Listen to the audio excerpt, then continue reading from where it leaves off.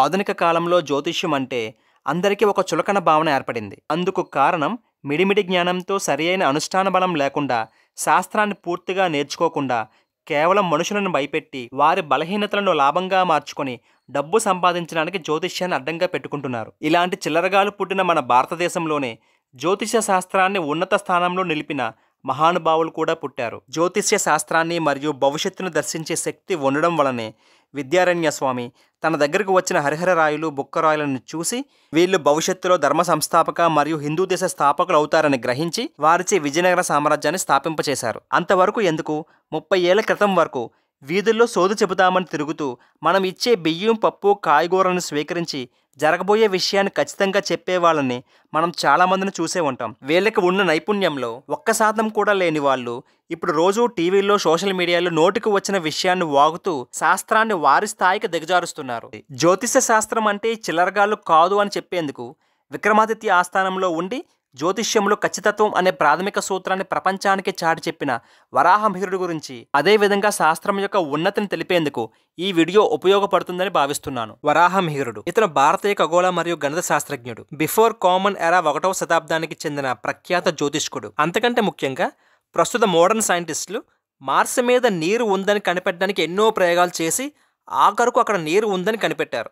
కానీ 2000 సంవత్సరాలకు పూర్వమే మార్సు మీద నీరు, ఇనుము ఉందని శాస్త్రపూర్వకంగా నిరూపించిన భారతీయ ఖగోళ శాస్త్రవేత్త వరాహమిహిరుడు. అఖండ భారతాన్ని ఏకఛత్రాధిపత్యంగా పాలించిన విక్రమాదిత్యుని యొక్క ఆస్థానంలో వరాహమిహిరుడు కూడా ఒక పండితుడు. కాలాన్ని ఎలా కొలవాలో, ఏ విధంగా లెక్కించాలో కూడా తెలియని అప్పటి పాశ్చాత్యులు చచ్చి చెడి తప్పుల తడకలతో ఋతువులకు, గ్రహగతులకు ఏమాత్రం పొంతనకూడని గ్రెగోరియన్ అనే క్యాలెండర్ని కనిపెట్టడానికి ముందే భారతదేశంలో విక్రమార్క శకం అని పిలువబడే హిందూ క్యాలెండర్ స్పష్టమైన విధి విధానాలతో సూర్యోదయ, సూర్యాస్తమ, గ్రహణ మరియు గ్రహణ స్థితిగతులను ఆధారంగా చేసుకుని కాలాన్ని ఖచ్చితంగా లెక్కించే విధానం సనాతన ధర్మాన్ని పాటించే హిందూ దేశంలో బిఫోర్ కామన్ ఎరా 100 ఏళ్లకు పూర్వమే ఉండేదని, విక్రమాదిత్యుని పేరు మీద ఏర్పడిన విక్రమార్క శక అని పిలువబడే క్యాలెండర్ విధానం ప్రపంచాన్ని ఆశ్చర్యపరిచింది. వరాహమిహిరుడు బ్రాహ్మణ కుటుంబంలో జన్మించాడు. అతని తండ్రి పేరు ఆదిత్యదాసు, గొప్ప సూర్యోపాసకుడు. అప్పటి కాలంలో ఉండే అతి గొప్ప జ్యోతిష్కులలో ఆదిత్యదాసు కూడా ఒకడు. ఆదిత్యదాసు తనకు తెలిసిన జ్యోతిష శాస్త్రాన్ని తన కొడుకైన వరాహమిహిరునికి బోధించి, అప్పటి కాలంలో వరాహమిహిరుని మించిన జ్యోతిష్కుడు ఈ భూమి మీద లేడు అనే విధంగా తన కొడుకుని తయారు చేశాడు. వరాహమిహిరుని యొక్క అసలు పేరు కేవలం మిహిరా మాత్రమే. మిహిరా అనగా సూర్య భగవానుడు అనే అర్థం వస్తుంది. ఎందుకంటే అతని కుటుంబీకులంతా సూర్యదేవుని ఆరాధించేవారు. మిహిరుని యొక్క జ్యోతిష్య పాండిత్యం ఎంత ఖచ్చితంగా ఉండేదంటే అతను చెప్పిన ప్రతి మాట సత్యమై కూర్చునేది. అయితే ఒకరోజు తన పాండిత్యాన్ని ప్రదర్శించే క్రమంలో ఆ రాజ్యాన్ని పాలించే రాజుకి మిహిరుని యొక్క జ్యోతిష్య పాండిత్యం గురించి తెలిసి తన ఆస్థానానికి పిలిపించి తన కుమారుని యొక్క జాతకాన్ని బట్టి అతని భవిష్యత్తు చెప్పమని కోరతాడు.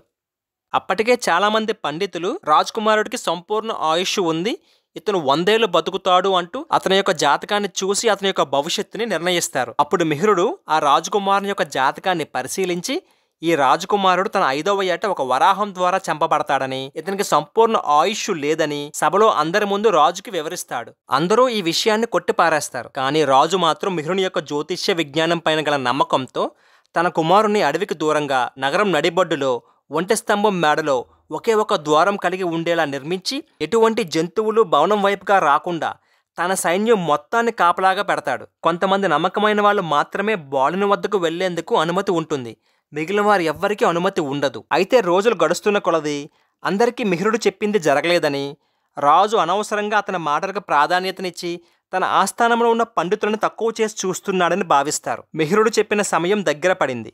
ఒకరోజు ఒక భటుడు చాలా కంగారుగా రాజు యొక్క ఆస్థానంలోకి ప్రవేశించి రాజకుమారుడు చనిపోయాడు, వరాహం యొక్క దంతం గుచ్చుకొని రాజకుమారుడు చనిపోయాడు అని రాజుగారికి చెబుతాడు.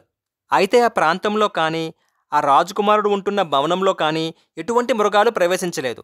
కానీ ఆ పిల్లవాడు ఎలా వరాహం యొక్క దంతం గుచ్చుకొని చనిపోయాడు అని రాజు ఆశ్చర్యంతో తన రాజకుమారుడు ఉన్న భవనం దగ్గరికి వెళ్తాడు. అయితే ఒకరోజు రాజకుమారుడు ఎప్పట్లాగానే భవనంలో ఆడుకుంటున్నప్పుడు భవనంలో ఒక ధ్వజస్తంభాన్ని చూసి దానికి ఒక వస్త్రం వేలాడుతూ ఉండడానికి గమనించి ఆడుకునే క్రమంలో ధ్వజస్తంభానికి వేలాడుతున్న వస్త్రాన్ని లాగడం ద్వారా ధ్వజస్తంభం పైన ఏర్పాటు చేయబడిన వరాహ స్వామివారి లోహపు విగ్రహం జారిపడి విగ్రహం యొక్క కొమ్ములు గుచ్చుకొని చనిపోవడం చూసిన విక్రమార్క మహారాజు చాలా బాధపడి విధిని ఎవరూ తప్పించలేరు అని భావించి మిహిరుణ్ణి పిలిపించి అతని జ్యోతిష్యం ఫలించినందుకు గుర్తుగా తన కుమారుడు చావుకి కారణం ఒక వరాహం అవుతుందని చెప్పిన మిహిరునికి వరాహం అనే బిరుదుని అతని పేరు ముందు చేర్చి వరాహమిహిరుడు అని పిలవడం ప్రారంభించాడు విక్రమార్క మహారాజు. ఆ విధంగా మిహిరుణ్ణి కాస్త వరాహమిహిరుడు అని పిలవడం ప్రారంభించారు. రాజకుమారుని మరణానికి కారణం అతను గత జన్మలో చేసుకున్న కర్మ ఫలితమని, అదేవిధంగా ఆ చనిపోయిన రాజకుమారుడు మరలా 5 తరాల తర్వాత పశ్చిమ దిక్కుగా ఉన్న ప్రాంతంలో ఒక గిరిజన తెగలో జన్మించి తన కర్మ ఫలితాన్ని అనుభవించి మరలా ఉత్తమ జన్మలు పొందే అవకాశం ఉందని, అయితే తను జన్మించబోయే జన్మలో అతను చేసే కర్మల ఆధారంగా ఉత్తమ జన్మలు నిర్ణయించబడతాయనే విషయాన్ని షష్టాంశ పట్టిక ద్వారా వివరించాడు వరాహమిహిరుడు. వరాహమిహిరుని జ్యోతిష నైపుణ్యాన్ని మరింత క్షుణ్ణంగా పరిశీలించాలని భావించిన విక్రమాదిత్య మహారాజు తన ఆస్థానంలో ఉన్న చిత్రకారుణ్ణి పిలిపించి ఇప్పటి వరకు లేని ఒక కొత్త మనిషి ముఖాన్ని వివిధ పోలికలతో గీయిస్తాడు. అలాగే ఆస్థానంలో ఉన్న కొంతమంది సైనికుల చేతి ముద్రలను కూడా మార్చి చిత్రపటం రూపంలో గీయిస్తాడు. అలాగే తన రాజ్యంలో ఉన్న ఒక కుక్క కాలిముద్రని మనిషి చేతి ముద్రలుగా గీయిస్తాడు. అంతటితో ఆగకుండా ఆ రాజ్యంలో యాచక వృత్తిలో ఉన్న ఒక భిక్షగాల చేతి ముద్రలను కూడా తెప్పించి వాటిలో తన సైనిక అధికారుల యొక్క చేతి ముద్రలను చొప్పించి వరాహమిహిరుని ఆస్థానంలో ప్రజల సమక్షంలో పరీక్షించడానికి ఏర్పాటు చేస్తాడు. వరాహమిహిరుని ముందు రాజు ఏర్పాటు చేసిన ముఖ చిత్రపటాలు, చేతి ముద్రలను ఉంచి వాటి భవిష్యత్తు చెప్పమని అడుగుతాడు. చిత్రకారులు ఊహించి గీసిన మనుషుల యొక్క చిత్రపటాలను చూసి వాటిలో 3 ప్రస్తుతం బ్రతికిలేరని, వాళ్ళు 10 సంవత్సరాల క్రితమే మరణించారని చెబుతాడు. అలాగే ఒక చిత్రపటాన్ని చూసి మనిషి ముఖంలో ఉండాల్సిన నిర్దిష్టమైన రేఖలు ఈ ముఖంలో లోపించాయని, ఇది సరిగా చిత్రించలేదని చెబుతాడు. చేతి ముద్రలు ముద్రించిన చిత్రపటాలను చూసి ఈ చేతి ముద్రలు కల వ్యక్తికి రాజద్రోహం వలన మరణదండన ఉందని, అలాగే ఈ చిత్రంలో ఉన్న 2 చేతులు ఒకరివి కావని, ఇంకో చేతి ముద్ర కల వ్యక్తికి కారాగార వాసం ఉందని, వీళ్ళు చాలా ప్రమాదకరమని చెబుతాడు. అలాగే మనిషి చేతి ముద్రలు అని చెప్పి కుక్క కాలి ముద్రలు ముద్రించిన చిత్రపటాలను చూసి ఈ ముద్రలు కల జీవి రాజపోషణలో ఉందని, మరో మాసంలో చనిపోతుందని కూడా చెబుతాడు. అలాగే బెచ్చగాడి చేతి ముద్రలను చూసి ఇతను భవిష్యత్తులో గొప్ప రాజు కాగలడని చెబుతాడు. వరాహమిహిరుడు చెప్పిన విషయాలన్నీ విన్న రాజు విచారణ ప్రారంభిస్తే మొదట చనిపోయారని చెప్పిన 3 నిజంగా 10 ఏళ్ల క్రితమే చనిపోయారని, వాళ్ళు చిత్రకారుని యొక్క కుటుంబీకులని తెలుస్తోంది. అలాగే ఒక బెచ్చగాడి చేతి ముద్ర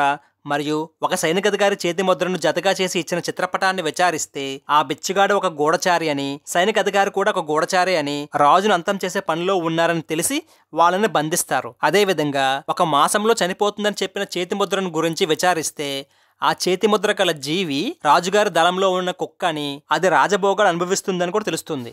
ఆఖరుగా ఒక బిచ్చగాడు రాజు ఎలా అవుతాడని అతను బంధించి విచారించగా అతడు మారు వేషంలో అన్ని రాజ్యాలు తిరుగుతూ రాజ్యపాలన, ప్రజల స్థితిగతులను పరీక్షించడానికి దేశాటన చేస్తున్న పొరుగు దేశపు రాజకుమారుడని తెలుసుకుంటారు. చివరిగా వరాహమిహిరుడు రాజును చూసి ఒక చిన్న నవ్వు నవ్వుతాడు. అది సభలో ఉన్న ఎవరికీ అర్థం కాదు. అప్పుడు రాజు స్వయంగా వరాహమిహిరుడిని అడుగుతాడు, ఈ నవ్వులో ఉన్న అంతరార్థం ఏమిటి అని. అప్పుడు వరాహమిహిరుడు చెప్పిన సమాధానం విని ఆ రాజుకు కొంత బాధ కలుగుతుంది. రాజా, ఒక సద్బ్రాహ్మణ్ పాండిత్యం సామర్థ్యం నిరూపణ అయిన తర్వాత కూడా మీ స్థాయికి తగని విధంగా జంతువులు, మృత శరీరాలు, బిచ్చగాల చిత్రపటాలను గీయించి శాస్త్రం యొక్క గొప్పతనాన్ని తగ్గించాలని చూశావు. అందుకు నువ్వు చేసిన ఈ కర్మకి నీ ఆయుష్లో 7 ఏళ్లు కరిగిపోయాయని చెబుతాడు. అప్పుడు రాజు తను చేసిన పనికి కొంచెం బాధపడి విధిని తప్పించడం ఎవరి వల్ల సాధ్యం కాదు కదా అని భావించి వరాహమిహిరుని క్షమించమని అడిగి అతనికి ఘనసత్కారం చేస్తాడు. వరాహమిహిరుడు జ్యోతిష్ శాస్త్రంతో పాటు ఖగోళ శాస్త్రంలో కూడా ఎన్నో కొత్త ఆవిష్కరణలు చేశాడు. భూమి బల్లపరుపుగా ఉంది, 4 స్తంభాల మీద భూమిని నిలిపారు అని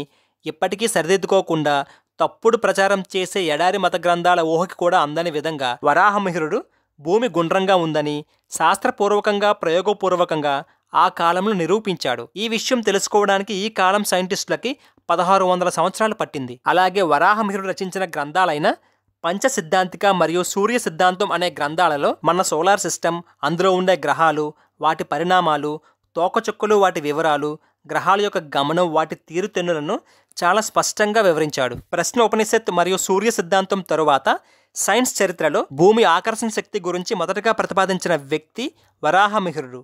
అతని ప్రతిపాదన ప్రకారం ఒక ఆకర్షణ శక్తి భూమి మీద ఉన్న ప్రతి ఆబ్జెక్ట్ని ఈ గుండ్రని భూమికి అతుకుపోయేలా చేస్తుందని ప్రతిపాదించాడు. వరాహమిహిరుడు ప్రతిపాదించిన శక్తినే ఇప్పుడు ఆధునిక శాస్త్రవేత్తలు గ్రావిటీ అని పిలుస్తున్నారు. వరాహమిహిరుడు రచించిన పంచ సిద్ధాంతిక అనే గ్రంథం చాలా ముఖ్యమైనది. ఇది గణిత శాస్త్రానికి సంబంధించిన గ్రంథం. అయితే ఇందులో 5 భాగాలు ఉంటాయి.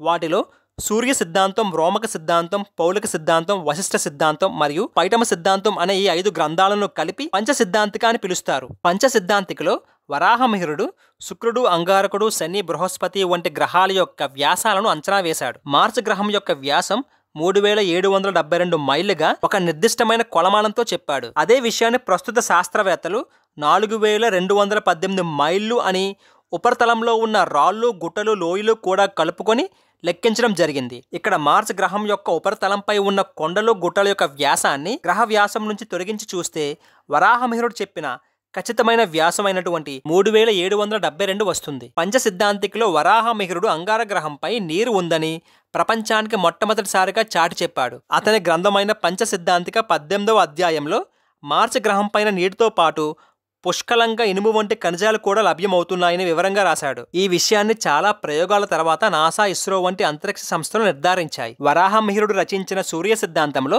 కొంత భాగం మాత్రమే లభ్యమవుతుందని, చాలా భాగం విదేశీయులు దొంగిలించారని కొంతమంది చరిత్రకారులు అభిప్రాయపడుతున్నారు. అలాగే కామన్ ఎరా 10వ శతాబ్దానికి చెందిన అరేబియన్ యాత్రికులు అల్ బిరూని మరియు 14వ శతాబ్దానికి చెందిన ఇబ్న్ బటూటా వంటి యాత్రికులు నమోదు చేసిన దాని ప్రకారం జర్మన్ శాస్త్రవేత్తల ద్వారా వరాహమిహిరుని యొక్క సూర్య సిద్ధాంతం దొంగిలించబడిందని వారి యొక్క చారిత్రక పుస్తకాల్లో పేర్కొన్నారు. వరాహమిహిరుడు తన గ్రంథాల గురించి చాలా వినయంగా ఇలా పేర్కొన్నాడు: జ్యోతిష్య శాస్త్రం ఒక విస్తారమైన సముద్రం లాంటిది.